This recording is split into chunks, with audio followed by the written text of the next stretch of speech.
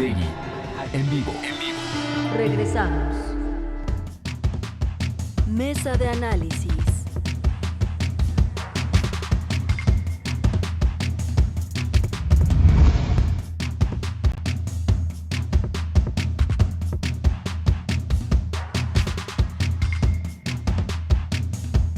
Bueno, qué barbaridad, cuántos temas han surgido esta mañana. Tratemos de organizar el debate y la discusión sobre varios puntos que aquí se han dicho. Estamos hablando de momentos delicados para lo que ha sido el gobierno pasado, el sexenio pasado, porque hay elementos que se ponen a consideración pública muy graves, como los que mencionó hace un momento el gobernador de Chihuahua. Estamos a la espera de que ocurran cosas con el exgobernador César Duarte de Chihuahua, y si efectivamente la nueva Fiscalía General de la República y las instancias del actual gobierno traen a México y a Chihuahua para ser procesado, bueno, de ahí va a salir no sabemos cuánta cosa, evidentemente, pero el caso Chihuahua conecta con la llamada Operación Zafiro, este tema de transferencia millonaria de recursos federales hacia estados de la República para financiar campañas políticas, entre otras cosas, según la información que hoy se tiene fundamentalmente de la investigación Chihuahua y de investigaciones periodísticas. Ese es un tema. Está lo que tenga que resolver la Corte misma sobre el llamado amparo buscador, como dice Corral, que presentó Enrique Peña Nieto ante la Suprema Corte de Justicia de la Nación, y que veremos qué pasa con ello en ese momento. Y por supuesto están las declaraciones del propio Arturo Saldívar, el ministro presidente de la Corte, al Universal, donde habla de que el crimen organizado ha infiltrado parte del Poder Judicial en México, ni más ni menos. Bueno, a grandes rasgos dejo eso porque hay que incluir los 10 años de la guardería ABC, que también hay materia porque el Seguro Social ha confirmado que hay una denuncia en contra del exgobernador Burs por la tragedia que ocurrió hace 10 años hoy. Bueno, Alfredo Figueroa, buenos días. Buenos días, Carmen.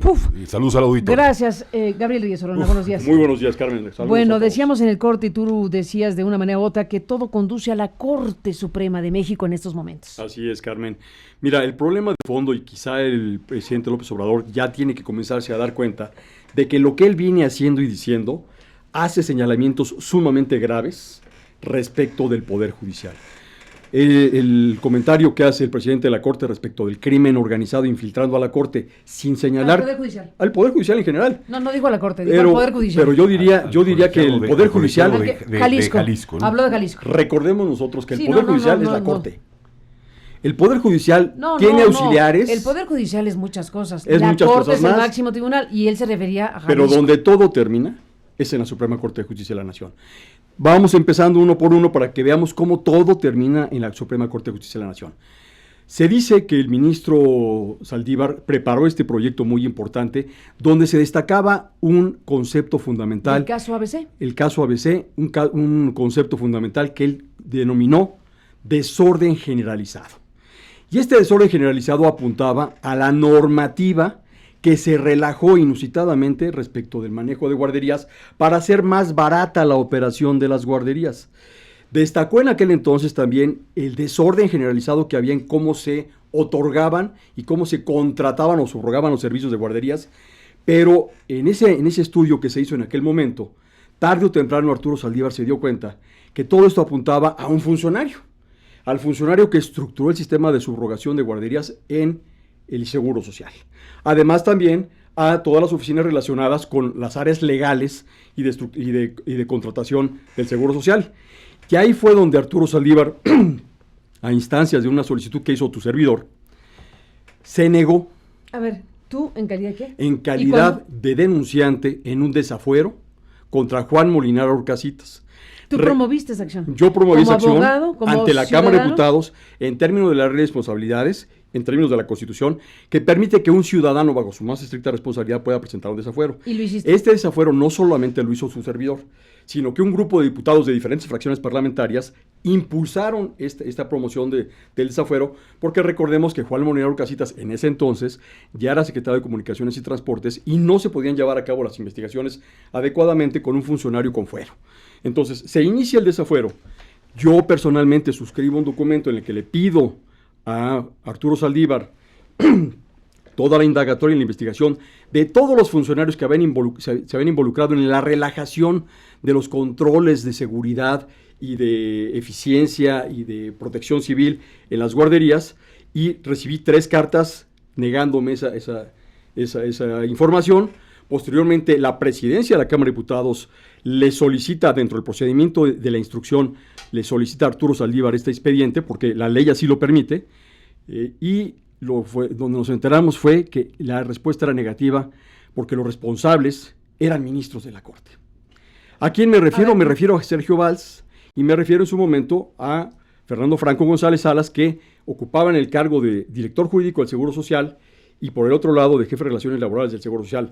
Ambos, por supuesto, también llegaron a las ministraturas en tiempos del Blanquiazul, y obviamente, pues bueno, eso es un dato, yo creo que es muy relevante, porque hoy en día, pues bueno, apunta todo a Eduardo Burs, pero el proyecto va... Dame un segundito, sí. Perdón, nada más para tener el dato. Tú dices que Sergio Valls y Fernando Franco fueron funcionarios del Instituto Mexicano del Seguro Social, obviamente antes de ser ministros de la Corte. Por supuesto. Y que ambos tuvieron la responsabilidad de diseñar el tema de la subrogación. No, aquí vamos poniendo en tiempo, porque todo esto sucede con mucho plazo. A ver. Recordemos que Fernando Franco viene de ser subsecretario de la Secretaría del Trabajo antes de ser ministro de la Corte. Sí. Pero antes de eso fue el jefe de Relaciones Laborales del Seguro Social.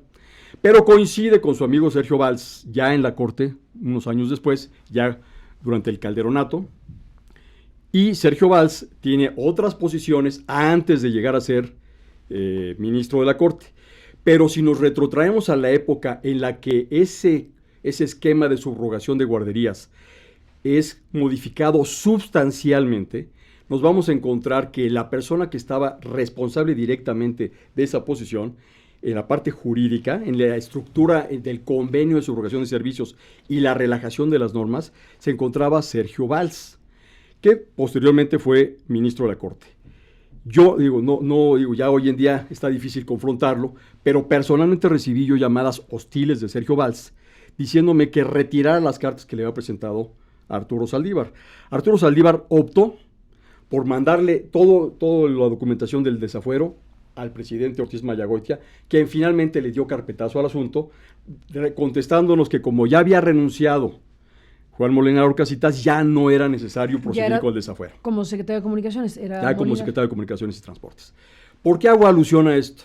Porque esto obviamente nos lleva a que esa votación de tres personas... La inminencia de un posible desafuero a Molinar Orcasitas lo condujo a renunciar antes. ¿Eso es lo que dices? Así es. Pero no solamente eso, sino que no había un señalamiento muy particular a Molinar Orcasitas, pero que demostraba que además había implicaciones muy severas que llegaban hasta la Suprema Corte de Justicia de la Nación en el entramado de cómo se había deteriorado los esquemas de protección civil que tenían que ver con la subrogación de guarderías. Que además, si por un lado hoy en día se menciona mucho a Carla Rochín, que es una panista destacada, pero ella no hizo más que recibir órdenes de gente que estaba muy por encima de ello, que también eran muy cercanas y vinculadas al Partido Acción Nacional. ¿Por qué hago señalamiento de este tema? Porque veamos cómo las personas, sus posiciones, sus filias y sus fobias tienen que ver en las decisiones de la Corte y determina que haya conflictos de interés. ¿Cómo le iba a pedir a Arturo Saldívar al resto del Pleno de la Corte que aprobara un proyecto que hacía y ponía el dedo sobre la labor administrativa de otro ministro? Ex labor. Sí, la labor que había realizado, la labor administrativa que había realizado un ministro, estaba en la mesa esa labor. Y entonces esto establece que no haya una regulación de conflictos de interés, donde, por cierto, Sergio Valls no se excusó, ni tampoco Fernando Franco González Salas se excusó de esa votación. Estos votos pueden obviamente hacer alguna diferencia, pero lo más importante es que no hay una regulación para que los ministros de la Corte se excusen. A esto me lleva a Eduardo Medina Mora. Lo dijimos en esta mesa hace unas semanas. Es increíble que se piense remotamente que él pueda ser imparcial u objetivo respecto a los asuntos de Enrique Peña Nieto, respecto a la evaluación de sus colegas en el ministerio, cuando sabemos que Enrique Peña Nieto había sido acusado por operaciones sospechosas en materia de uso de recursos financieros durante la gestión de Eduardo Medina Mora en la Procuraduría General de la República, y que esas acusaciones se desvanecieron en contra de Peña Nieto, siendo Eduardo Medina Mora el procurador. pero que ahora aparecen señalamientos, por comprobar, como tú bien lo dices, de dinero que aparece y cursa las cuentas de Medina Mora precisamente en los años cuando Enrique Peña Nieto es presidente de México. Entonces, ¿cómo puede ser imparcial él en un caso de esta naturaleza? ¿Y quién le puede exigir que se excuse? ¿Y cómo se tramitan las excusas de estos personajes? Pero además de todo esto, nos lleva al personaje Elías Beltrán. Cantidades similares, y también hay un cruce entre despachos de abogados. Lo que dijo Álvaro Delgado. Lo que dijo Álvaro Delgado hace un momentito, que nos lleva a lo que yo vi hoy en la mañanera. El señor presidente de la República presenta a personas que fueron liberadas porque el Poder Judicial, no digamos la Corte, porque el Poder Judicial los mantuvo injustamente en el caso Salazar. aprendidos. Entonces, y además nos dicen todos los días que están apareciendo los expedientes del CISEN, las investigaciones contra todo el mundo, investigaciones que en algún momento te incluyeron, y lo que nos están diciendo es que hay espías de Estado impunes. Y uno de esos espías de Estado se llama Eduardo Medina Mora. Porque resulta que en estos años donde los expedientes están apareciendo, durante algún tiempo el CISEN estuvo a cargo de Eduardo Medina Mora. Entonces, es posible que un asunto como el de Chihuahua, un asunto como los que valoran la eficiencia de Beltrán, de Elías Beltrán, un asunto como el amparo buscador de Peña Nieto o una investigación del ABC realmente se puede llevar con imparcialidad y objetividad cuando en la Corte no hay posibilidad de impugnar, de rebatir o de hacer señalamientos contra los ministros de la Corte. Y ya no lo digamos en el entorno chusco de que nos aparece Pérez Dayán en la Champions League, invitado por coincidencia y casualidad por un despacho de abogados, y acude a dar una plática hasta Madrid para televisarla a Monterrey, y en la tarde se va con los mismos personajes a disfrutar de un partido de fútbol en la Champions League. Entonces, estos son los flamantes ministros que de alguna manera nos imparten justicia. Entonces, yo creo que el señor presidente de la República, yo sé que se siente cómodo hoy con la presidencia de Arturo Saldívar y con la composición de la Corte y con los ministros que está mandando, pero los mexicanos realmente tenemos justicia. ¿Realmente México es un país justo o es un país donde, repito, manda el monopolio de la última palabra? A ver, yo creo que hay bueno, lo que Gabriel plantea aquí en la mesa, además de las propias revelaciones que nos pone sobre la mesa, nos muestra una cosa que es muy clara. El sexenio anterior y no solo, ese sexenio, sino también el anterior, han estado plagados de una suerte de descomposición del Estado mexicano y de los poderes que componen este país. Esta cantidad de información que estamos viendo vinculada a la Corte, lo que nos empieza a mostrar a la Corte y al Poder Judicial, lo que nos empieza a mostrar es la connivencia que ha habido entre una clase política, en donde también está incluida la propia Corte, y que han tenido, digamos, un conjunto de responsabilidades y van circulando, digamos, entre distintos cargos y responsabilidades. Y hay en este momento, en mi opinión, hay una extraordinaria tensión. La pregunta que suelta Gabriel sobre la mesa, digamos, diciendo ¿cómo se va a entrar frente a este conjunto de temas?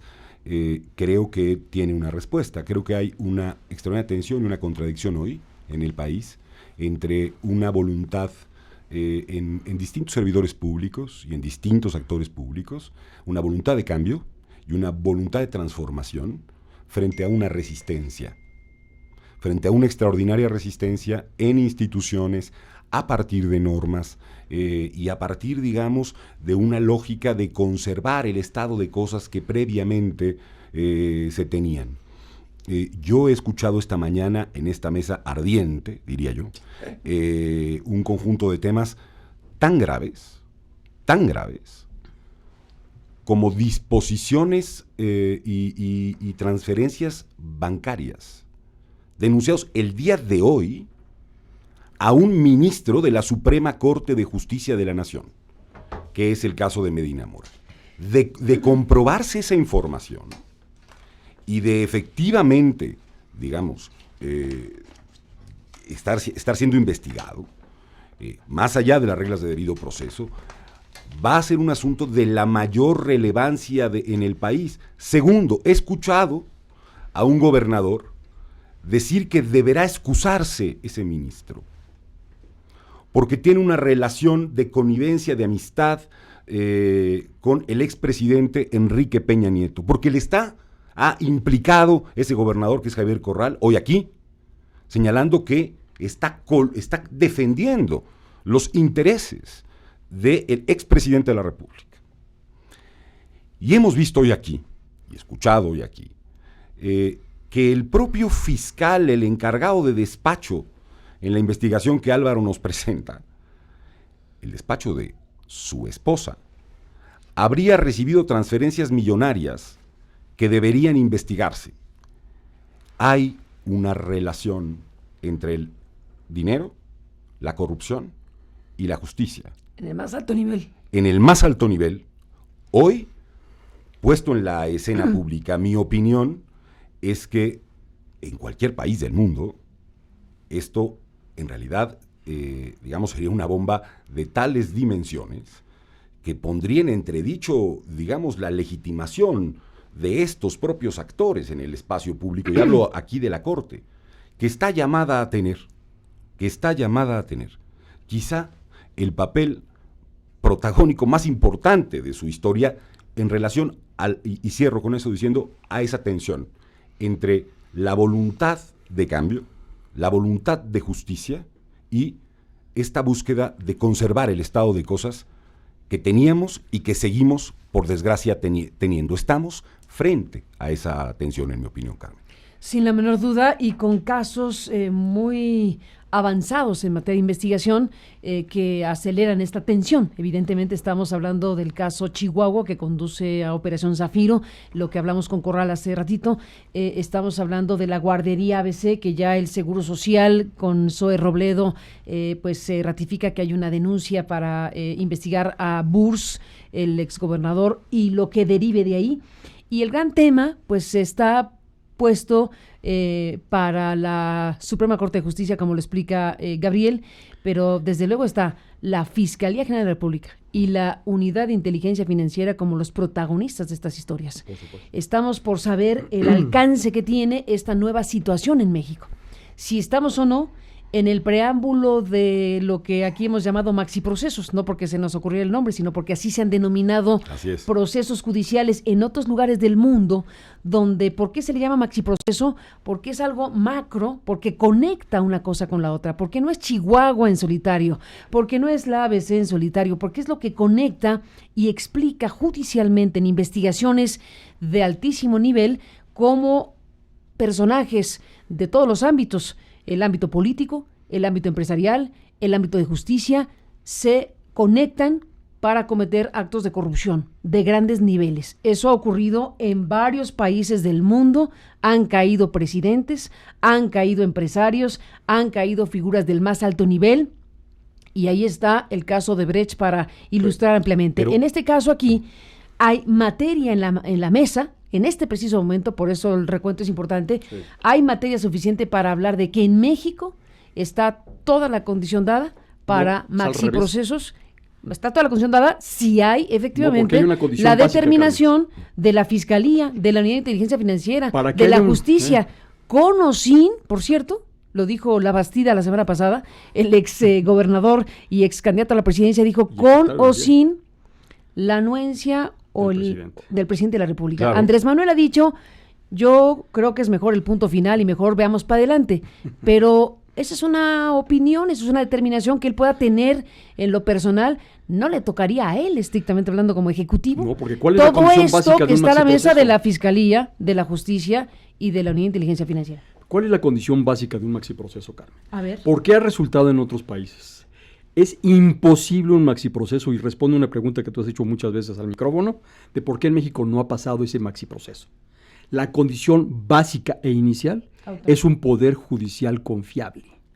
Sin un poder judicial objetivo, imparcial, autónomo Autónomo, mira, el problema de la palabra autonomía es que es lo que ellos la usan solamente para poderse servir con la cuchara grande. Solamente la han puesto en boca para defender sus salarios. Realmente la autonomía, cuando procede y es evidente la vinculación de cuotas y cuates en el Poder Judicial de la Federación, cuando determinados ministros responden a determinados grupos y a determinados presidentes, la autonomía es un asunto muy relativo. A ver, entonces pero dices, hablar de una condición básica para que haya un maxiproceso es que un Poder Judicial sea creíble, confiable, neutral, imparcial y autónomo. y Pero tú espera, dices que pero no espera. tenemos eso en este momento, No por lo eso tenemos. Saldívar sale y dice en el Universal lo que dice. ¿Qué está diciendo? Que va a buscar construir exactamente eso para que venga lo que venga, ¿o no? Entonces ¿O cómo, aplica- cómo entendemos Sí, a ver, Saldívar? déjenme hacer un comentario. A mí me parece que por supuesto que hay una voluntad en ese sentido de parte de Saldívar que está siendo pública, pero cuando uno está en el servicio público, lo que hay es un conjunto de resistencias sistemáticas. Totales. Desde la propia institución, las inercias, las herencias en torno a todo esto se constituyen como un valladar, como una frontera muy compleja de. Pero tengo una diferencia, Gabriel. Estoy completamente de acuerdo contigo en que necesitamos tener un poder judicial, claro, un poder judicial independiente.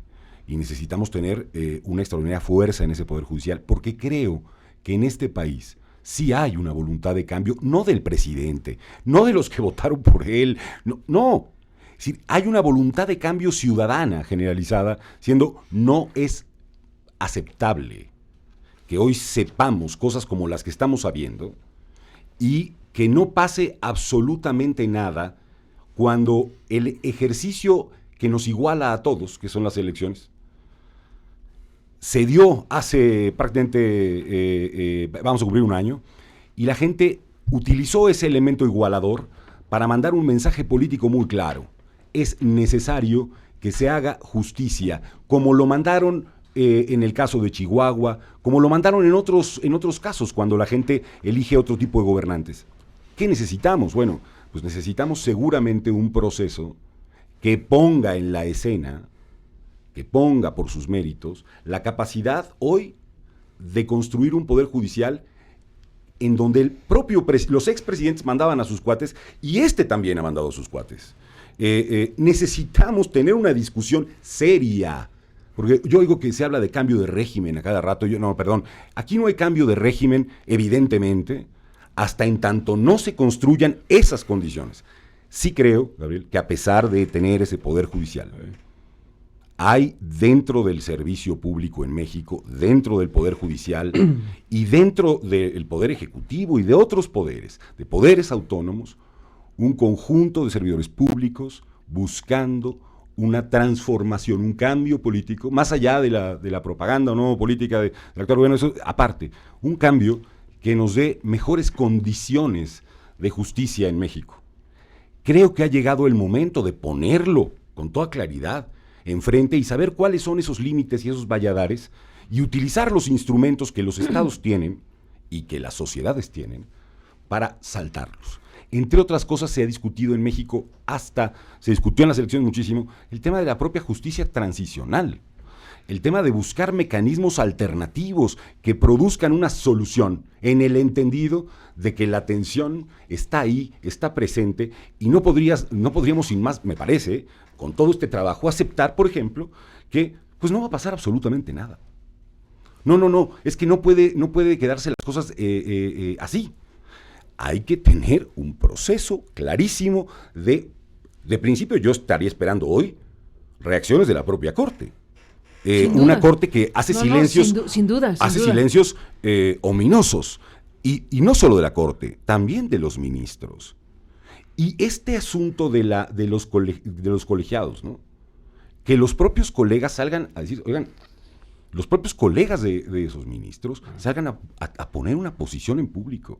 Sin esos actos de valentía, no va a ser posible. De justicia. Y de valentía, Gabriel, porque a veces, como todos sabemos, en esos mismos colectivos, la presión para hacer silencios, la presión para no hablar, es enorme. Enorme. Eso es lo que creo que tendría que estar, que estarnos convocando el día de hoy. Y perdón, no puede pasar de ser, yo sé que de pronto se hacen declaraciones tan fuertes que esto es verdaderamente grave.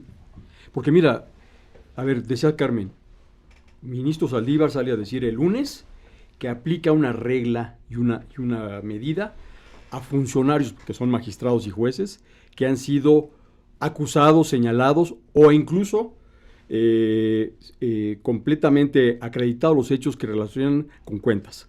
Esa misma regla, ese mismo principio aplica a los ministros de la Corte o solamente aplica a los de abajo. Porque si fuéramos justos, la misma regla y la misma medida debería de aplicarse a los ministros de la Corte. Porque tú bien lo dices, hay muchos, y me consta, jueces decentes, neutrales, objetivos, gente con capacidades para ser juez, al igual que magistrados. Sin embargo, no importa qué tan bueno sea el Poder Judicial desde abajo, cuando el monopolio de la verdad arriba acaba con lo que sea.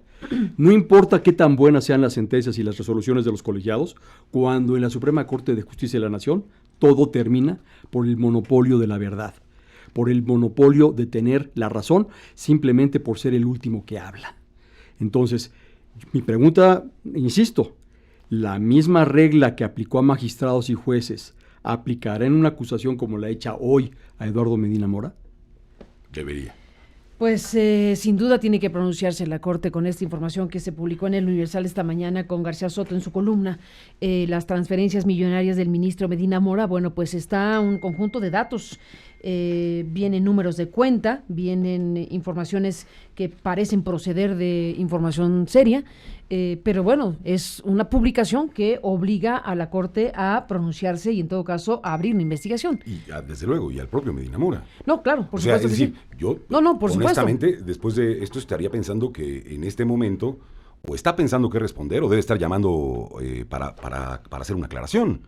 O preparando una renuncia. Es que no es admisible, o preparando una denuncia contra quien ha presentado una información de esta naturaleza, pero es que no es tiene que ocurrir algo. Bueno, por supuesto, estamos hablando de un ministro de la Suprema Corte de Justicia de la Nación. Ellos y ellas son los principales responsables de todo el país, de la deriva en torno a la justicia. Ellos.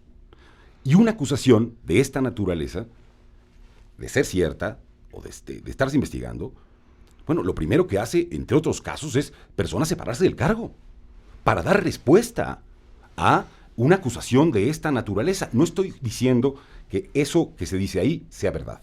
Estoy diciendo que hay una acusación de la mayor gravedad que debe ser respondida y debe construir un cauce de salida en torno a este conjunto de cosas. Pero esta información, Carmen, está vinculada con muchos otros asuntos que hemos venido discutiendo, los que tienen que ver con lo que pasó en el Estado de México con OHL, lo que tienen que ver, y todo esto va también vinculado al proceso de financiamiento por el cual la gente, los servidores públicos, llegan al poder.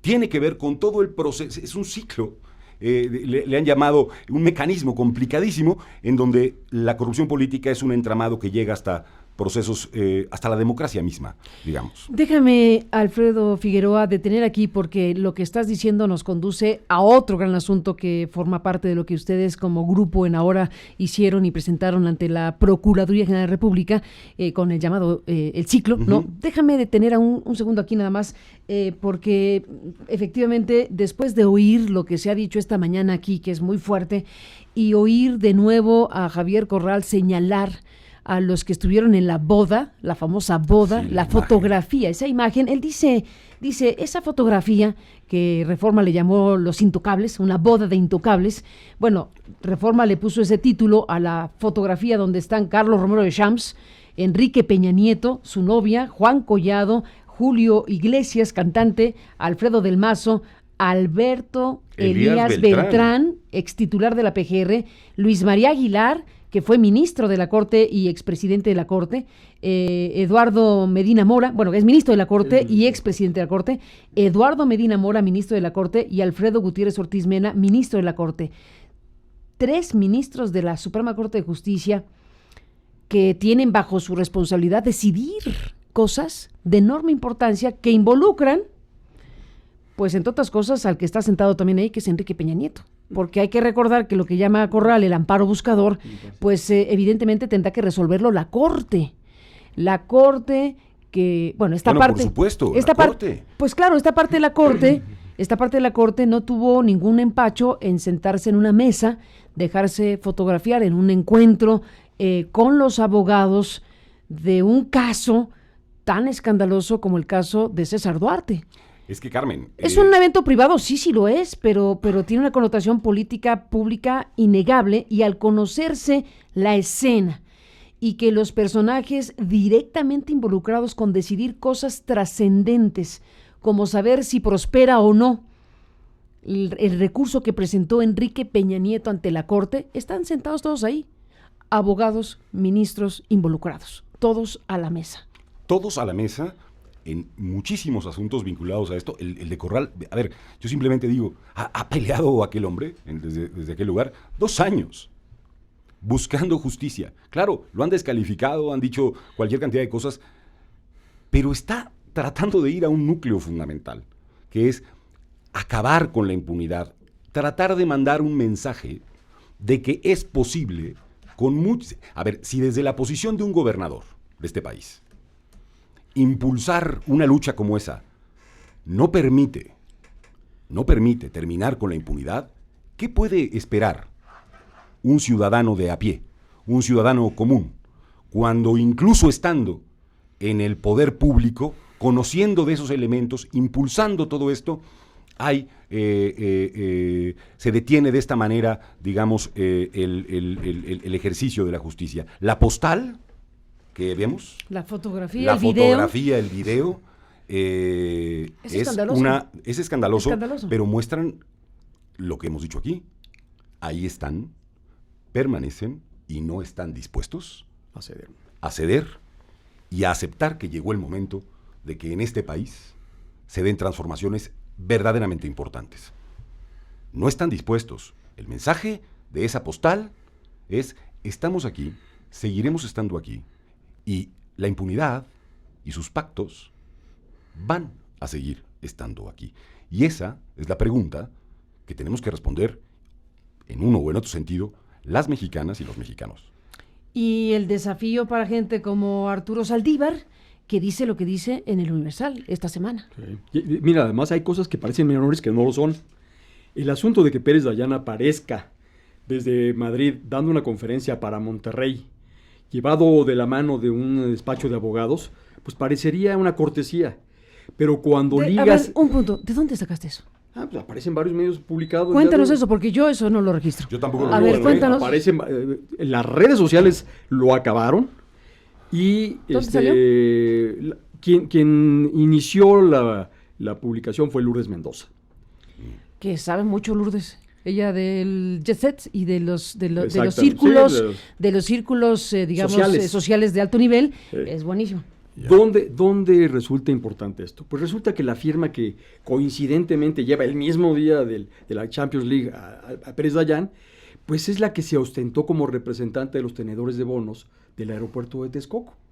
Y entonces las cosas menores ya no son tan menores, porque entonces esas relaciones y esas amistades sociales hacen que la parcialidad se vuelva en este país una fantasía.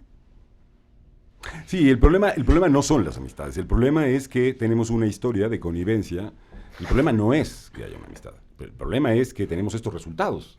El problema es que tenemos esta cantidad de evidencia que no provoca o que no ha provocado, sino digamos, sí muchas planas, sí muchos esfuerzos y sudor periodística, digamos, para conseguir esa información. A ver, estamos ante quien investigó el tema de la Casa Blanca, por decir una sola cosa, vinculada a lo que fue la historia de aquello, ¿no? Y muchas veces, y particularmente, muchas y muchos de nosotros lo que será bueno que se investigara de veras. Pues que se además de lo de veras. periodístico, que gracias por la flor, en este caso es un capítulo abierto. Bueno, por supuesto. Por supuesto que por sí. supuesto. La Casa Blanca es uno de los capítulos del sexenio pasado que deberían investigarse. Por supuesto que sí. Es que lo hemos dicho aquí, con independencia y autonomía de la opinión del ciudadano presidente de la República. El país merece y tiene derecho a saber, antes de decidir cualquier cosa, a saber qué pasó, a saber la verdad, a entrar en una lógica. Yo he dicho que un país, digamos, no puede sanar, no puede, digamos, ir construyendo una nueva cultura política. No se puede construir una nueva cultura política entre nosotras y nosotros si no somos capaces de conocer lo que ha pasado en México, en su historia, en su memoria. No en esa historia vieja que nos recetan con mucha frecuencia, sino en la muy reciente, en la que nos toca, digamos de manera mucho más directa y que está, me parece, presente en toda esta discusión, en todo lo que está conociéndose hoy por hoy. Y yo anuncio, creo que lo que vamos a seguir viendo son todos los días, cada semana, nuevas revelaciones, nuevos elementos, y eso solo se va a poder resolver en la medida, decía Carmen, discutamos del maxi proceso, bueno, en la medida en que un juez o un colegiado... Que una Fiscalía General de la República, que una unidad de investigación de inteligencia financiera, que las autoridades competentes en esta materia de combate a la corrupción lo hagan, y por supuesto, como dices, el Poder Judicial. Y un Poder Judicial que no mire hacia otro lado. Un Poder Judicial que entre a fondo y que además, como ocurre en los lugares, en todos lados del mundo, cuando se hacen investigaciones serias en relación a esto, atraiga para sí, que tenga la suficiente estatura para poder atraer para sí los asuntos que de fragmentado vemos en el espacio público y que nos hacen ver por pedacitos una película que queremos ver completa. Mira, cuando nos dijeron la democracia, había la un libro que se corrupción llamaba... se hace en red, ¿no? Sí, claro. La corrupción es en ¿Te acuerdas de Montesquieu? ¿No? Si no mal recuerdo, Montesquieu decía... Ministro de la Corte, ¿no? Pero hablaba de la Corte. Él lo que decía es que el poder más importante no era el Ejecutivo ni el Legislativo, era el Judicial, decía, porque es la boca de la ley. No importa qué tan malas o buenas sean las leyes, si el Poder Judicial las degrada. No importa cómo ejecute bien o mal el presidente de la República las leyes, porque quien lo debe corregir es la Corte. Entonces, decía él, para que un país prospere, se necesita un Poder Judicial que responda a las necesidades de la población. Para mí, la gran diferencia entre los Estados Unidos de América y México, si uno lo revisa desde el siglo XIX para acá, es que ellos lo que han tenido es una gran Suprema Corte de Justicia de la Nación.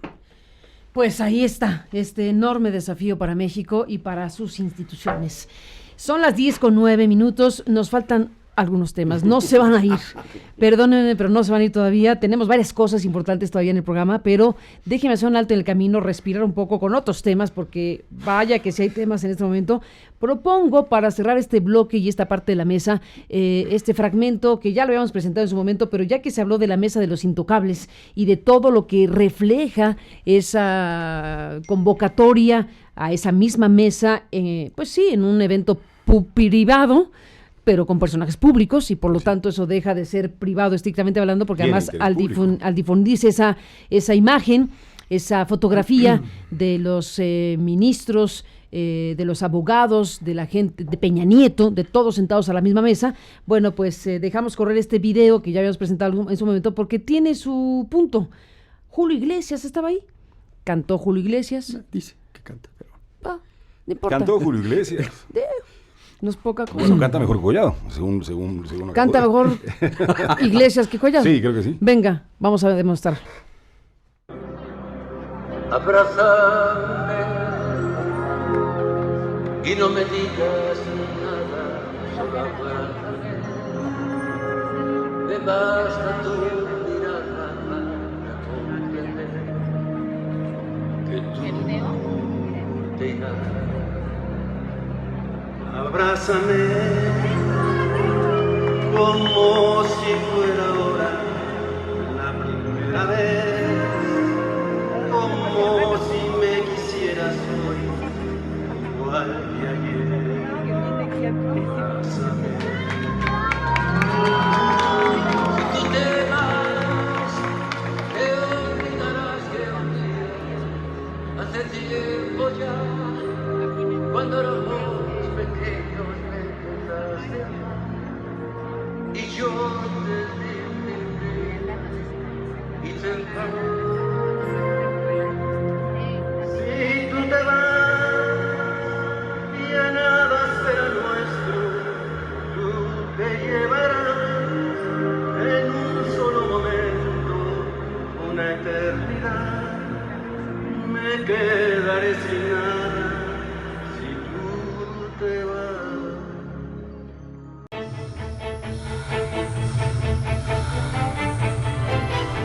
Lo mejor de Aristegui Noticias.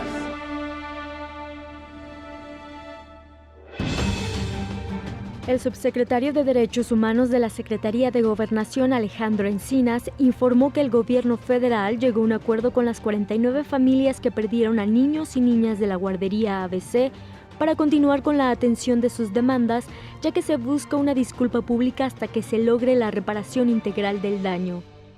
Hay algunos otros temas que tenemos que desahogar, como ya lo ha señalado aquí el director del Instituto Mexicano del Seguro Social.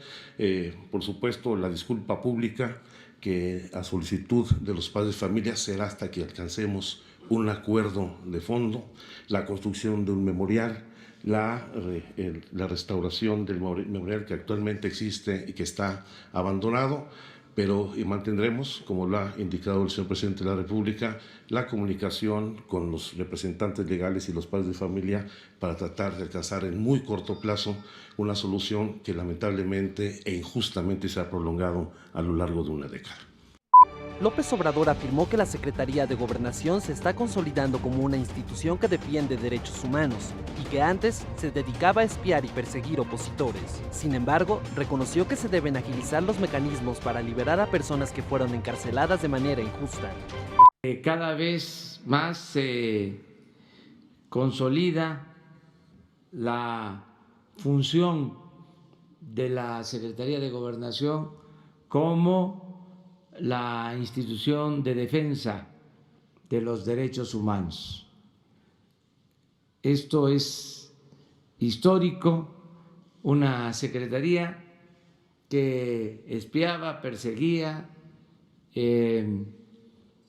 que ordenaba la represión a los ciudadanos, ahora está convertida en la principal institución del Estado mexicano para la defensa de los derechos humanos.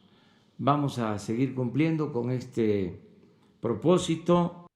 El subsecretario de Derechos Humanos de la SEGOV, Alejandro Encinas, explicó que desde el 1 de diciembre de 2018 se han liberado a 31 personas que fueron acusadas de diversos delitos por encabezar luchas sociales. Agregó que hay elementos de injusticia en más de 500 casos adicionales. Ya logradas 31 libertades, creo que es muy importante. Estamos analizando 538 casos en particular, que en la primera revisión consideramos que hay elementos de injusticia, de violaciones a su proceso, de detenciones indebidas, de declaraciones obtenidas incluso bajo tortura, y por supuesto vamos a seguir en cada uno de estos casos haciendo la revisión exhaustiva. El subsecretario de Derechos Humanos de Gobernación, Alejandro Encinas, presentó en la conferencia mañanera a los comuneros de Salazar, quienes estuvieron presos por acusaciones inconsistentes debido a la defensa de las 217 hectáreas que integran ese poblado, que fueron absueltos de cualquier imputación el 23 de mayo. El pasado jueves 23 de mayo fueron liberados 6 de los defensores del territorio de la comunidad de Salazar en el Estado de México, que se encontraban presos en el Centro de Readaptación Social de Santiaguito, allá en Almoloya de Juárez, en esa entidad. Esa liberación fue el resultado de un proceso en donde la propia juez resolvió que la causa penal por la que se encontraban ellos detenidos no era consistente, no había elementos suficientes de prueba, y obtuvieron su libertad incondicional sin ningún cargo. Esta y más información en www.aristeguinoticias.com.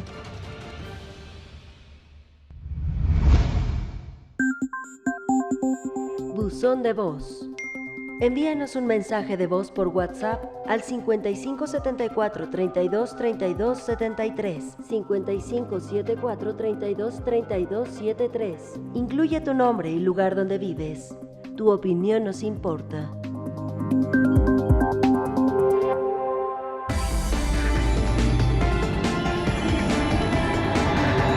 Aristegui, en vivo.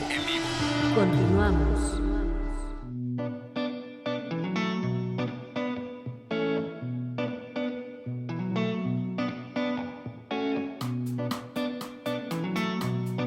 Entérate. Los mejores momentos. Aristegui en vivo. Entrevistas.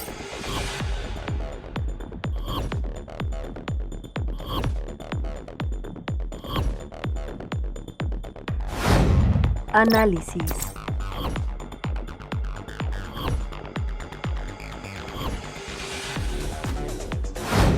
Debate.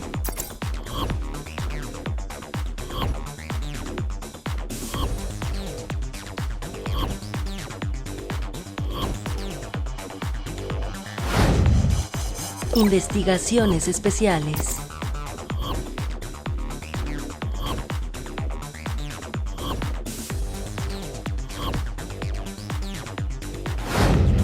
Último momento.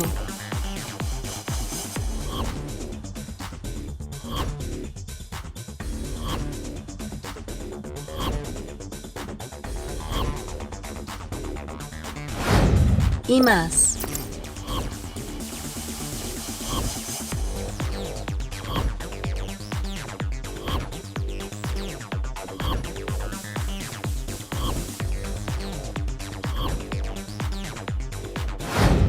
Consulta la sección Entérate en aristeguinoticias.com.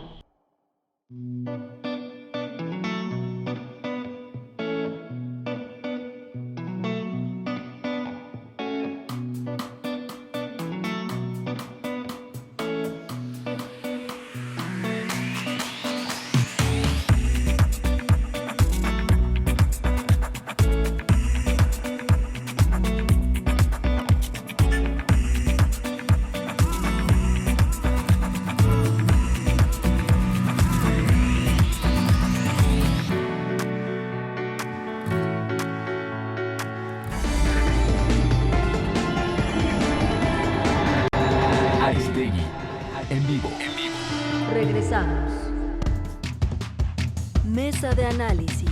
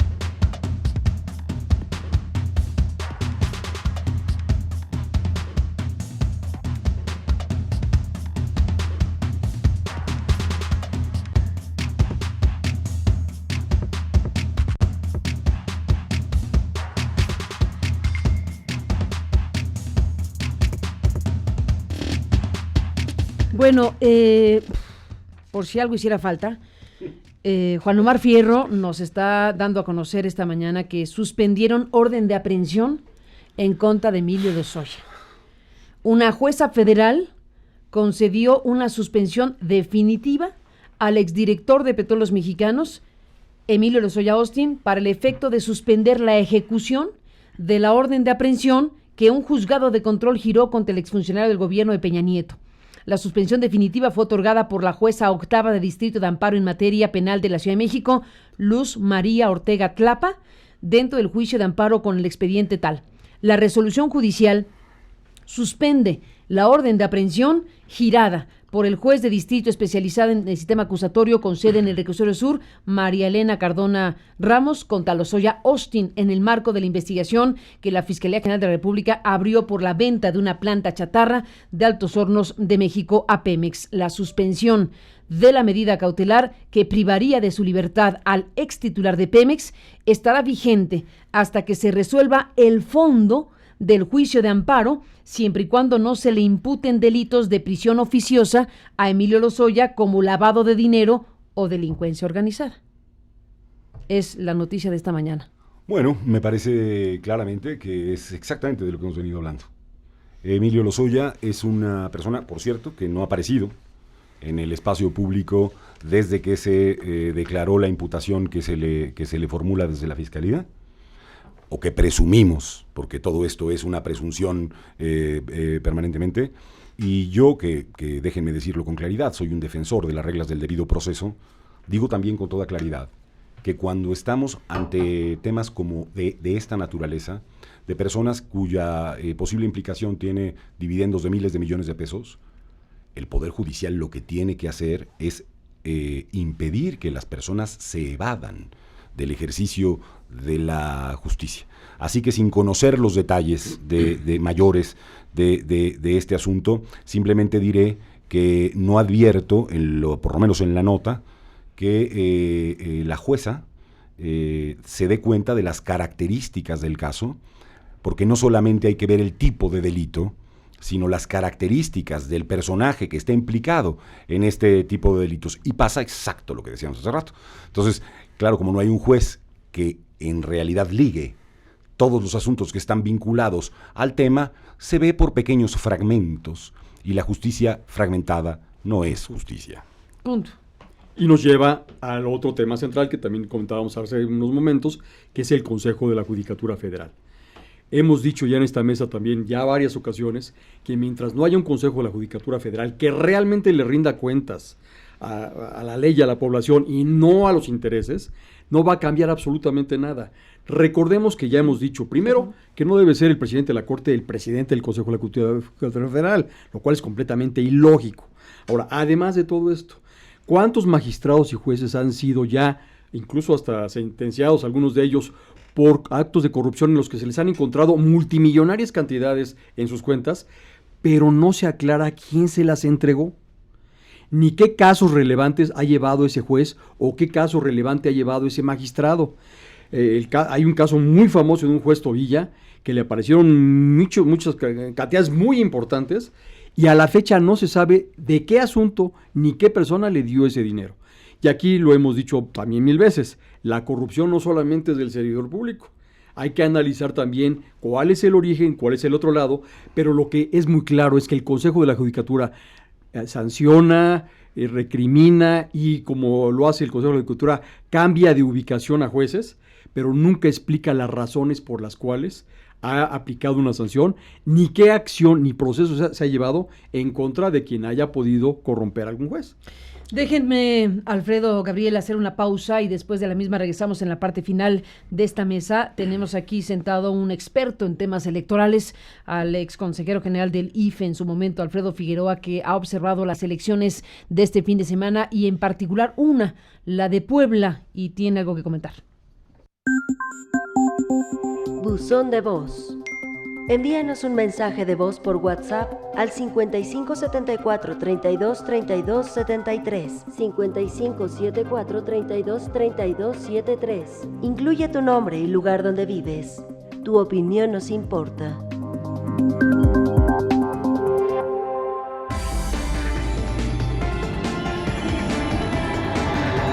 Aristegui, en vivo. Continuamos.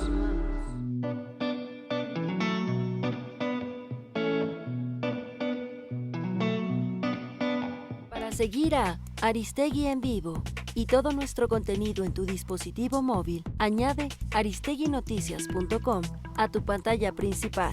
Si tienes un dispositivo Android, primero deberás abrir el navegador Google Chrome. Ingresa a aristeguinoticias.com.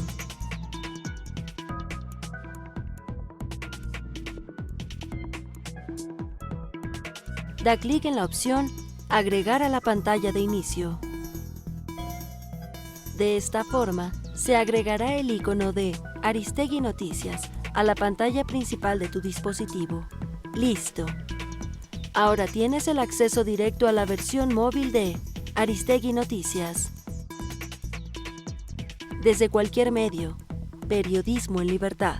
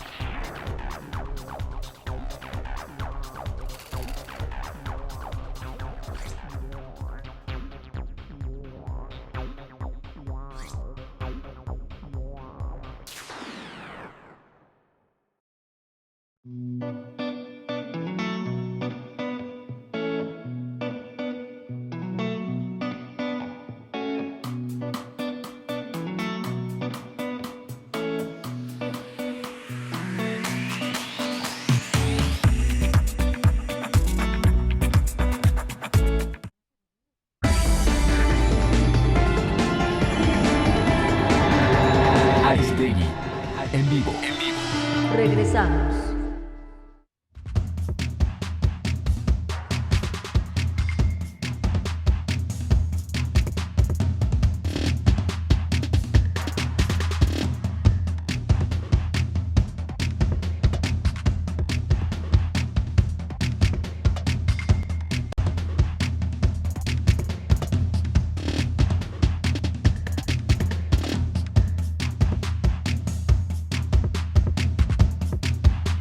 Para cerrar esta mesa, y bueno, más adelante tendremos más cosas, como digo, pero para cerrar esta mesa, Gabriel Reyes Orona, Alfredo Figueroa, hubo elecciones el fin de semana, ya hemos hablado de ello ampliamente, los resultados que favorecen a Morena en las dos gubernaturas, en fin, ya todo el mapa electoral que quedó, pero como observador electoral en este momento, como experto en la materia, ¿qué viste, Alfredo Figueroa?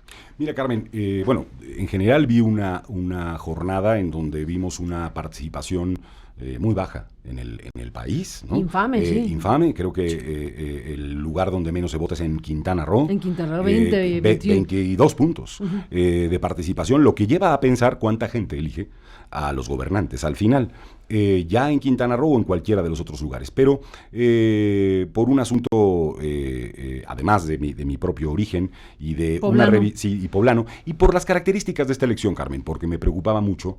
Era una elección que había estado tildada de un fraude electoral en el pasado, un fraude que se llevó al Tribunal Electoral, un fallo que ocurrió en aquel momento, y luego asunto trágico del fallecimiento, sí, de la que era gobernadora y de quien era el coordinador parlamentario del PAN en el Senado. Bueno, me preocupa fundamentalmente advertir que en el caso de Puebla, la votación, en términos absolutos, como ocurre en muchos lados del país, cae de 66% más o menos a 33%. Y entonces lo que advertimos es que todos los partidos políticos, evidentemente... ¿De cuánto cayó? De 66 a 33%, digamos. ¿De las elecciones federales? Sí, y de gobernador. Y de gobernador, exactamente, de 66 a... 33. Ese es el desplome. Se desploma, general, digamos, la participación ciudadana. Sí, general. ¿No? Lo cual hace que, naturalmente, se vote en términos absolutos menos por cada una de las fuerzas políticas implicadas en la competencia. Obviamente, ¿no? Es un proceso natural, lógico. Pero ocurre un fenómeno. Resulta que, como contrario a las reglas casi de la gravitación, de la naturaleza, hay un partido político implicado en la victoria hasta ahora de Barbosa, que es el Partido del Trabajo, que no decrece, Carmen. Que, contrario a lo que le pasa a Morena, que es su propio aliado, y al resto de partidos, salvo el Verde, ahora diré, este partido incrementa el número de votos absolutos que tiene respecto de una elección que tuvo 66% de participación. O sea, hay más votos en la elección de Puebla de este domingo con 33% para el PT que los que hubo en la elección del 2018 para ese mismo partido político. ¿Cómo ocurre una cosa así? Esto merece una explicación y merece un análisis con toda puntualidad. Porque hoy tenemos una oportunidad que electoralmente no tenemos frecuentemente.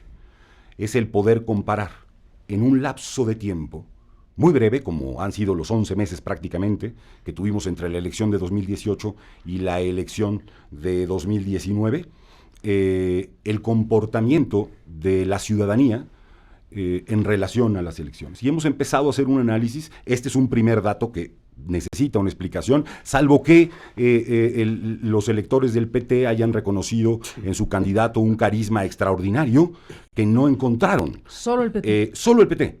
Y también está el caso del Verde, que en el lugar de caer 50%, digamos, del asunto, tiene una caída de 16%. Hay que recordar que la vez pasada el Verde no iba en alianza con Morena y el PT, pero esta vez sí, es uno de sus aliados principales. Singular aliado. Morena baja su votación 51%. A ver, hagamos ese ejercicio. ¿Tienes partido por partido cuánto bajaron? Sí, A ver, sí. ¿Cuánto bajó el PAN? Todos están, o sea... 50 y pico. 50, incluso hay una imagen que podemos poner por ahí. A ver si la tenemos por ahí, Oscar. La teníamos. ¿La imagen? Una pequeña imagen. Tenemos, todos caen 50%, igual que la participación, normal. Y luego tenemos un incremento del PT con 10% y un decrecimiento de la votación del Verde con 16%. Entonces, ahí pusimos el foco, en principio. Y hemos empezado en la oficina un análisis en relación a qué pasó en algunas de las casillas. Y hemos encontrado algunas cosas interesantes. Hemos encontrado... Ahí está la imagen, perdón. Ahí está la imagen. Dice Alfredo Figueroa, que tienes esta gráfica, dice en tu cuenta de Twitter, sí, subiste esto, que dice, debe analizarse la elección de Puebla. Partido del Trabajo y Partido Verde tienen un comportamiento atípico. No es común que un partido incremente en términos absolutos su votación cuando participa la mitad de los electores con el mismo candidato y cuando ello ocurre solo en zonas específicas. Veamos, y ahí está tu gráfica, Así variación de la elección a gobernador de Puebla 2019 respecto de los resultados en 2018. Y efectivamente, todos los partidos, salvo el PT, decaen dramáticamente. O sea, Morena cae 51.47, el PRI 49.21, el PAN 49.28, el PRD 47, Movimiento Ciudadano 49. En general, la participación cae 49.41%, de donde el PT crece como ningún otro, 9.70, y el Verde pues se salva de una caída dramática para solo caer 16.24. Sí que se tiene que aclarar eso. Bueno, y cuando este es un dato global de un estado, el asunto se pone todavía más interesante cuando uno abre un mapa y dice, oiga, dígame usted, ¿dónde es que estos resultados, digamos, antigravitacionales se han sucedido? Y entonces empieza a encontrar uno, Carmen, donde ya digo, donde el carisma...